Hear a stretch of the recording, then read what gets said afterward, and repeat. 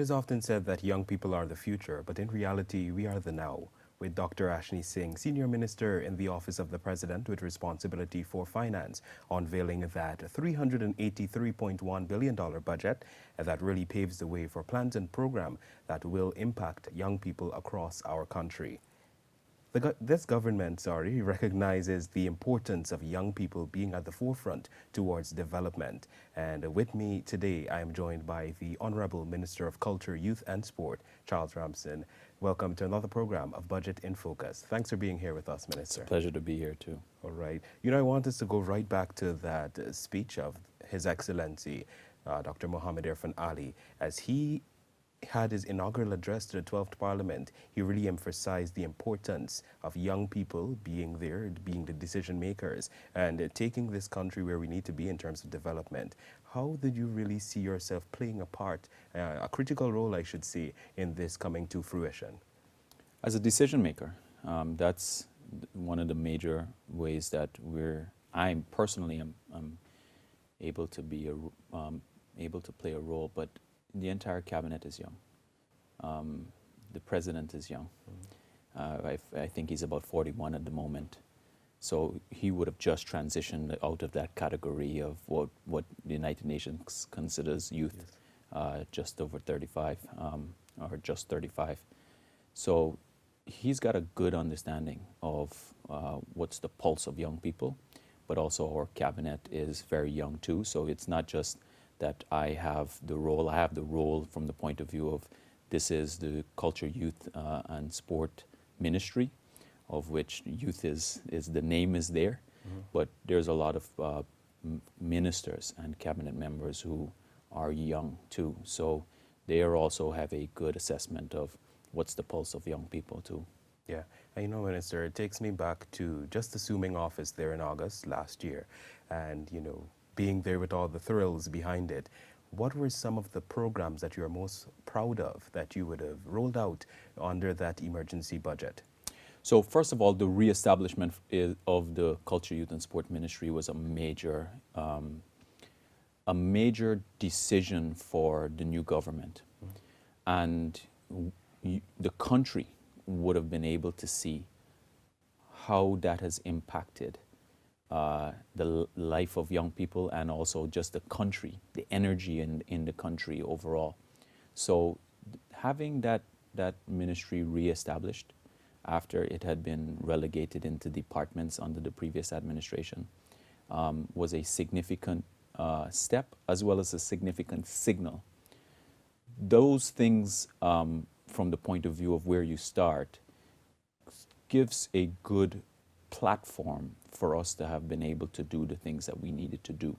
So it's not like we were operating under anybody's thumb in the sense that there were tiers of management, I guess, that we had to operate out of. We were able to, as a senior cabinet minister, a senior minister and cabinet member, we were able to run our ministry. There was a big issue when we came in there, which was that our last budget was about $2.89 billion. 3/4 of that or so was already spent. So when we passed our budget, we had basically a quarter of that money to do our work. But it was good, though, in one way, because it gave me a good assessment of what we can do with the sum of money that we had. And one of the things that it taught me was it's not the amount of money that you have, it's what you do with the money that you have. And that's a very significant lesson for everyone. Now, our ministry, we've got 4 tables, I guess, or 4 programs that are budgeted. One is our ministry itself. The second is the culture department, the youth department, and the sport department. During that period of time, one of the things that I wanted to do is to make sure that and this is the direction that the president gave to us too, and is how are we going to do our work? One is that we wanted to make sure that we had a very regular engagement with the communities. that's one of the ways in which we were doing things differently. So I'm very proud of that part of it. What's interesting about us being able to do that is this our ministry being responsible for community grounds has always been the case, right? So it's in the last 5 years, community grounds and ground enhancement fell under that ministry or that department. And what we decided to do that was different is that we chose to allocate resources, but within this framework of partnership with communities. It's a lot more tiring. It requires a lot more energy and effort and time and working through issues and problems, but it really helps to build the foundation of our country, which is the communities. And so that's one thing that I found that has been a big game changer for us. We were able to tap an untapped resource, which is that there's a genuine sense amongst Guyanese that we would like to build our country. And at the most basic level is where you live. And people want to know how they can build in this framework of partnership. And I found that this is one of the ways that people are really kind of throwing a lot of their energy towards. And it didn't matter where we went, even if it was an area that wasn't supportive by and large of my political outfit. They still wanted to do it. That was a very strong signal to me that the country was ready to move on. And I'm hoping that everyone is seeing that too. So that's one. I mean, on the culture side, we were trapped by this environment of the pandemic. Culture is driven a lot by events, being able to practice your arts and crafts and your skills as a musician, and you have to be able to do that a lot of times in events. So we're an events-driven ministry. Yeah. And I could have folded my hands and said that, look, we shouldn't do anything because we're in this pandemic. But I said, I got the team together and I said, how are we going to be able to execute our program, but safely? And it helped us in many ways to build this online platform, this virtual environment, which we've been doing successfully. Mm-hmm. We've done a lot of our culture programs virtually, and they have been quite successful. Actually, one of our events, in fact, it was our very first event, the One Guyana concert, had over 500,000 views, and it even was picked up. I haven't made this announcement as yet. I'm planning to do it in the Parliament.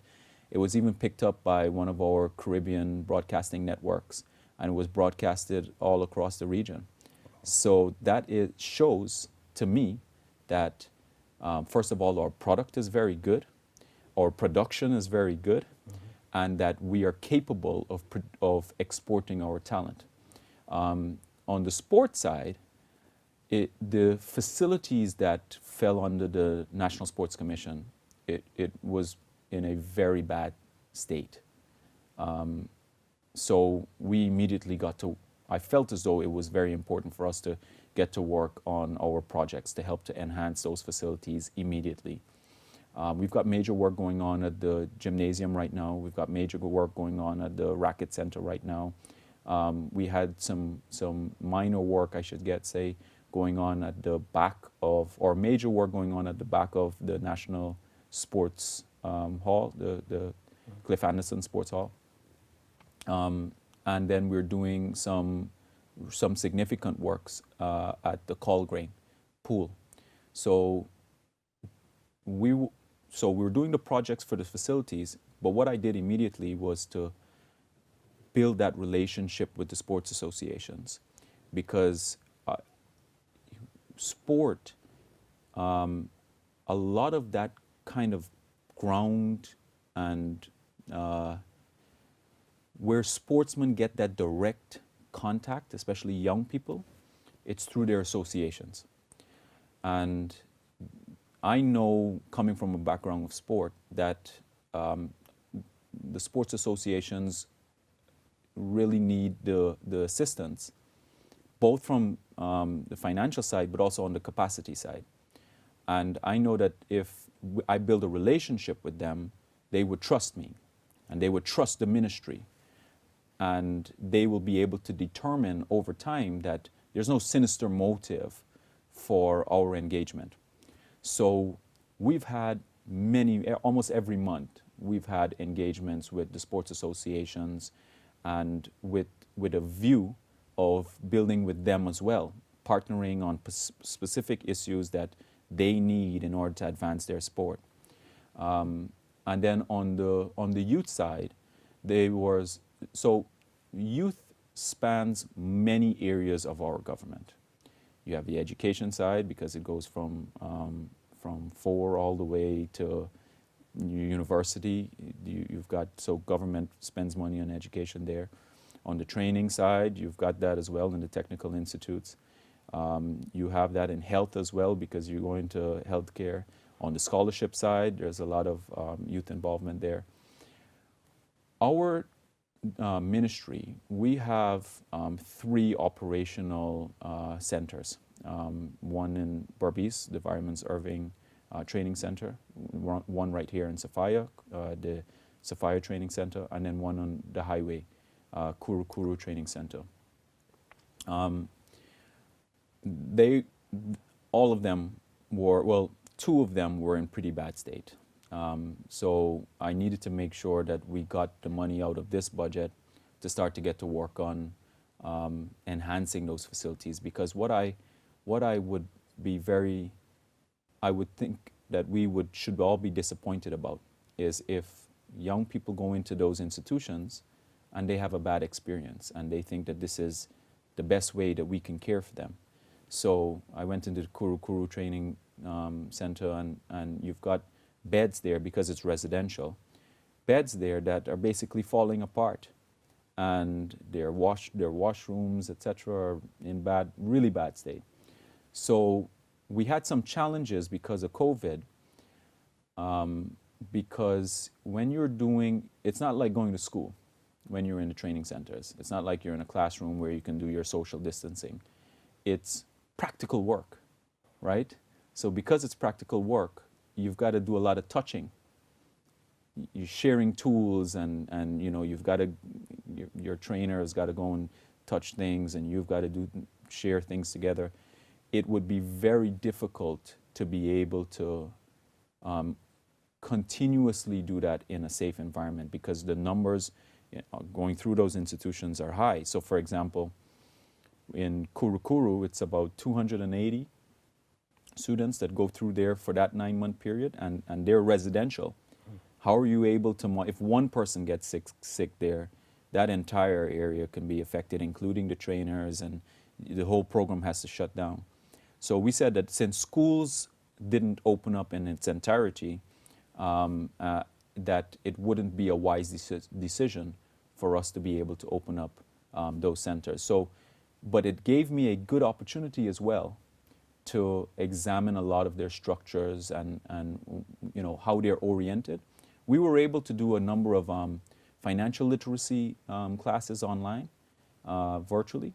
So that was a good success story for us.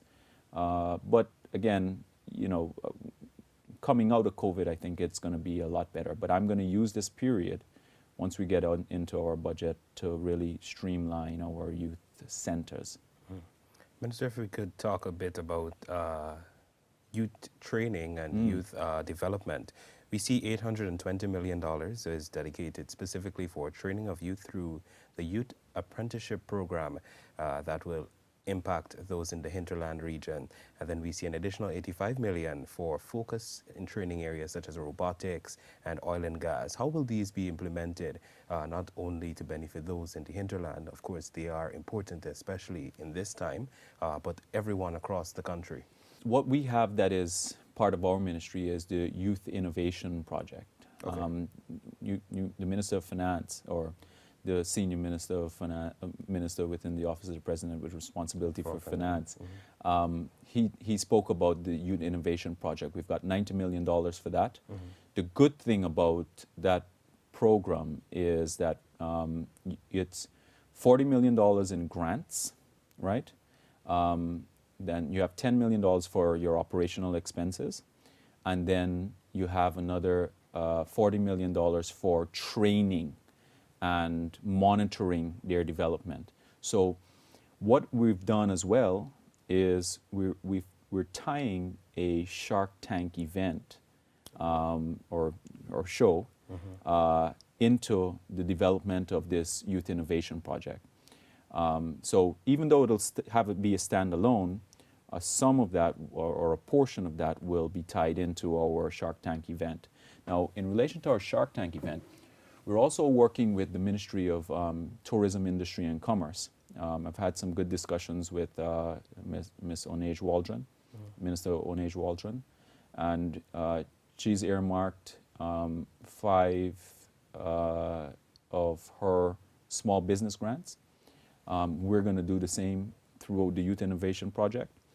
And we're also right now in discussions with some overseas angel investors who are looking to create a venture capitalist kind of fund so that they can be a part of the show and also mentor some of the persons who submit their projects through the show.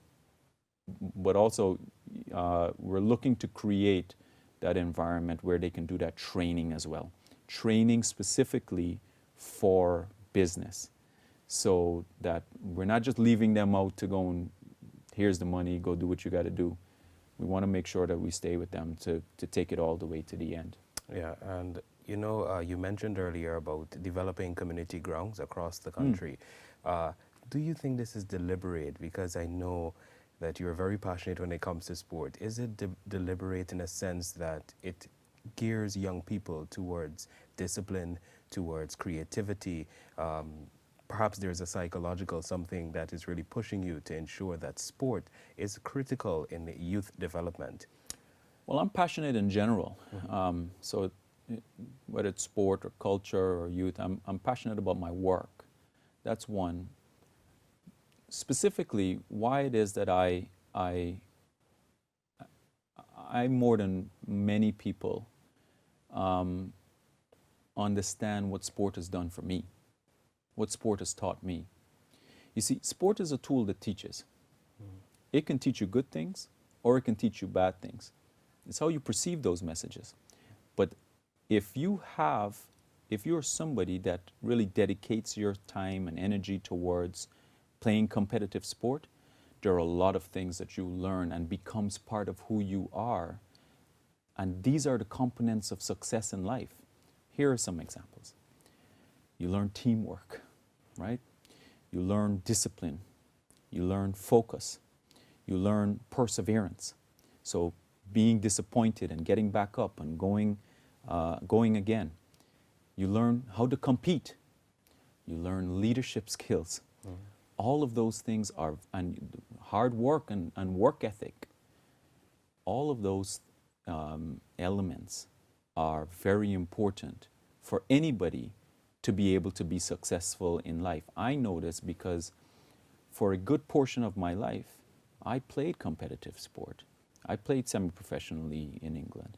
So when I said, look, it's time for me to go to school, naturally I was able to then transfer all of those skills that I've learned as a sports person into my academic work. And then the same thing for my various careers. So one of the reasons why I am the way that I am even in the game of politics came from what I learned through sport, you know? So, and a lot of people don't understand, and they downplay and discredit the role that sport can play in the development of individuals and a society. Look at Guyana, for example.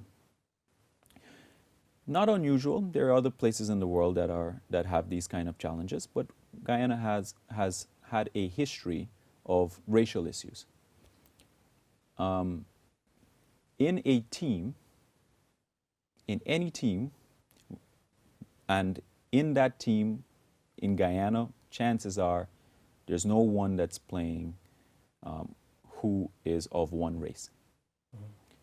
When they're playing and they're competing, nobody cares about what race you are, right? When the game is over and they won, they hug up just like everyone else, right? They congratulate each other. They're in that, when they're in their changing room and, you know, or they're at the bar afterwards or whatever it is, wherever they're going, they understand each other as teammates. I understand what it can do for individuals, their own success pathway, but also what it can do for the country. The president also understands this.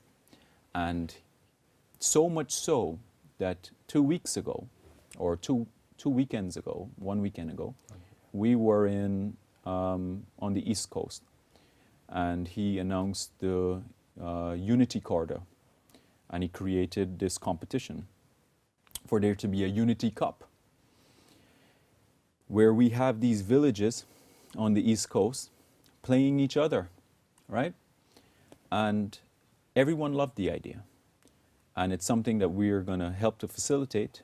And I think it's a brilliant idea, because when we get firm examples of understanding each other well,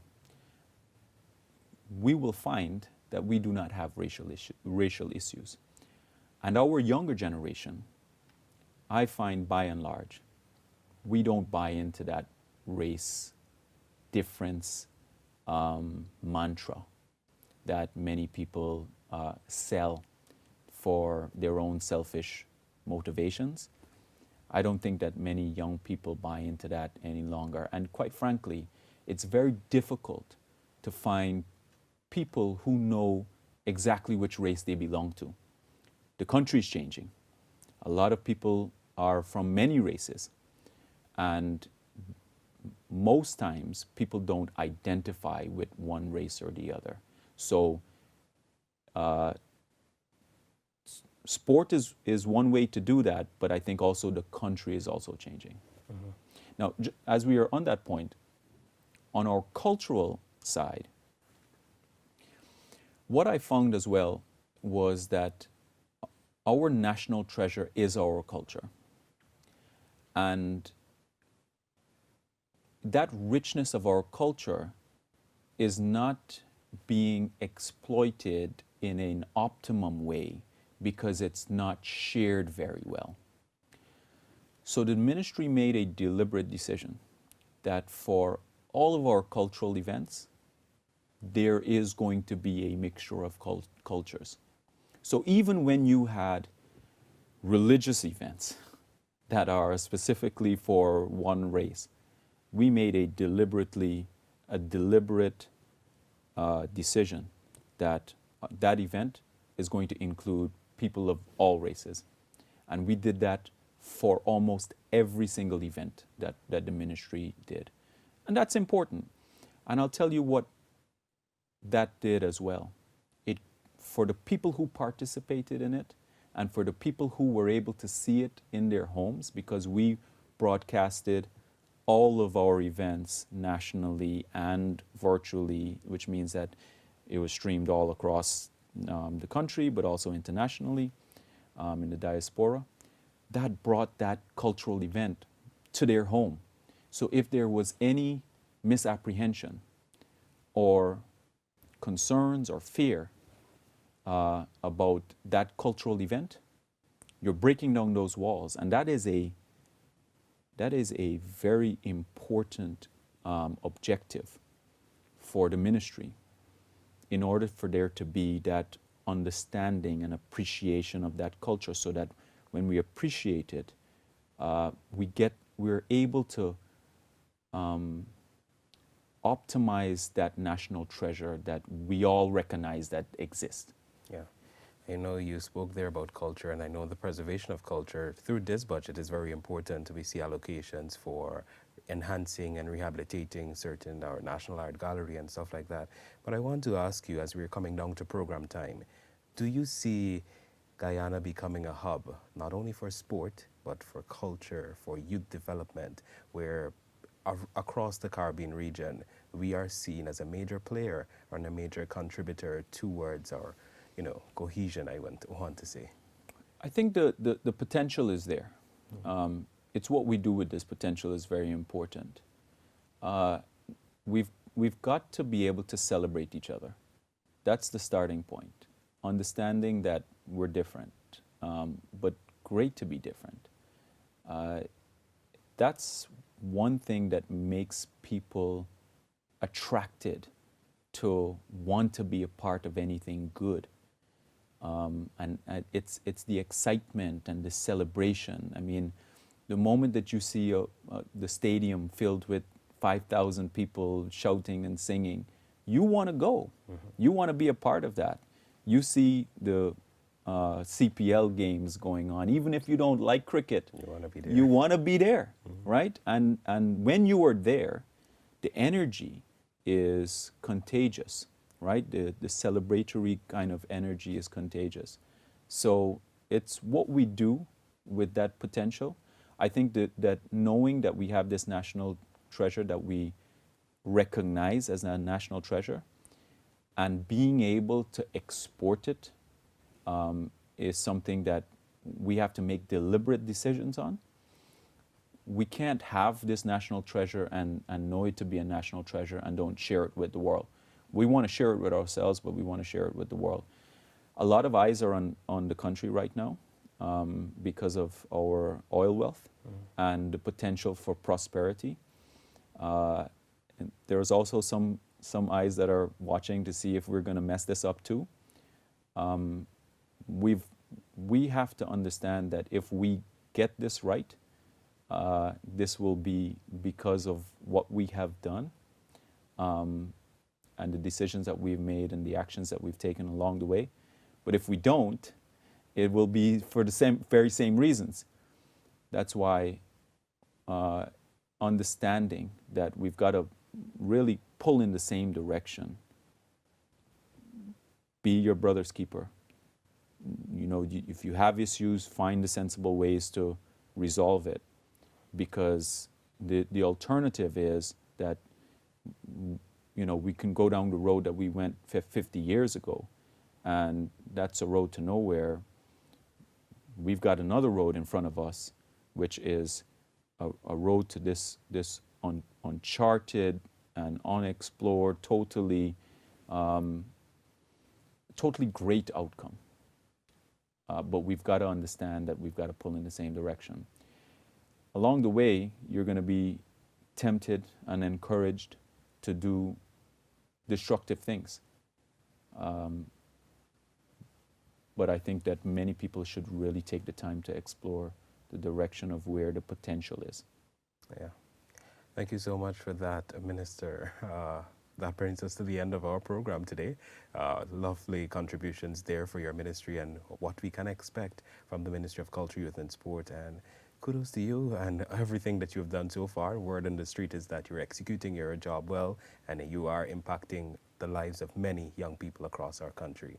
And that's all the time that we have for another program of Budget in Focus. Thank you for joining us.